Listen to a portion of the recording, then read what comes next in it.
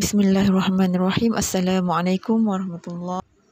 InsyaAllah untuk minggu ni kita akan belajar simpulan bahasa. Apa itu simpulan bahasa? Okey, murid-murid boleh tengok dekat slide seterusnya. Simpulan bahasa ialah perkataan yang terdiri daripada dua perkataan atau lebih. Okey. Simpulan bahasa ini mempunyai maksud yang berbeza daripada makna perkataan yang membentuk kata tersebut. Dia mempunyai satu frasa tapi ada maksud yang tertentu.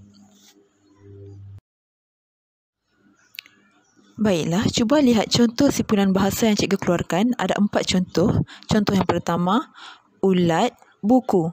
Perasan tak perkataan pertama adalah ulat, yang kedua buku. Dia gabungkan menjadi satu frasa yang maksudnya adalah orang yang rajin membaca buku. Bukan maksudnya ulat tu baca buku, tapi dia nak cakap orang yang rajin membaca buku. Itu dia simpulan bahasa. Baiklah, kita tengok contoh yang kedua pula. Seterusnya, ayam tambatan. Maksudnya orang yang banyak pengalaman dan menjadi harapan. Okey, nanti kita tengok contoh ayatnya. Okey, contoh simpulan bahasa yang ketiga cikgu senaraikan kat sini. Alas perut. Alas perut bukan dia alas perut tu dengan bantal ke, dengan alas meja ke, tidak. Maksud alas perut di sini adalah makan sedikit untuk sementara waktu. Nanti ayatnya cikgu akan tunjukkan pada slide seterusnya. Baiklah, contoh simpulan bahasa yang keempat pula. Besar hati. Besar hati maksudnya bangga atau gembira. Berikut merupakan contoh ayat yang menggunakan simpulan bahasa. Contoh yang cikgu beri slide sebelum ni. Okey, contoh yang pertama, ulat buku. Haziq digelar ulat buku oleh rakan-rakannya kerana dia sangat suka membaca. Nampak kat situ dia menggunakan simpulan bahasa. Okey, contoh kedua, ayam tambatan. Abdullah menjadi ayam tambatan pasukan bola sepak negeri Johor kerana kehandalannya menjaringkan gol.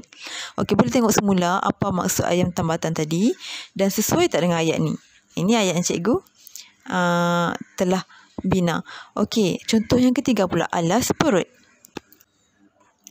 Ryan makan sepinggan nasi goreng untuk alas perut. Maksudnya makan untuk sementara waktu setakat bagi ada isi dalam perut, begitu. Okey, yang keempat, besar hati.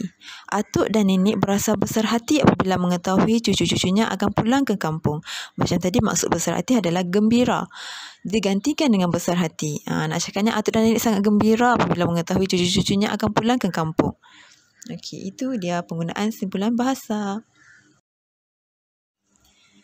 Berikut merupakan tugasan yang perlu kamu lakukan. Yang pertama, buku aktiviti muka surat 4. Okey, tugasan yang kedua pula, cari maksud bagi setiap simpulan bahasa di dalam buku aktiviti tersebut. Cikgu nak setiap maksud simpulan bahasa yang terdapat dalam buku aktiviti muka surat 4 ini, kamu catat dan tulis di dalam buku tulis. Okey, yang seterusnya, gunakan pautan pantas Google. Okey, cikgu benarkan untuk awak guna pautan pantas Google. Search kat Google, memang banyak. Awak cari je kat Google, memang akan ada. Okey, selamat menuntut ilmu, selamat menyiapkan kerja.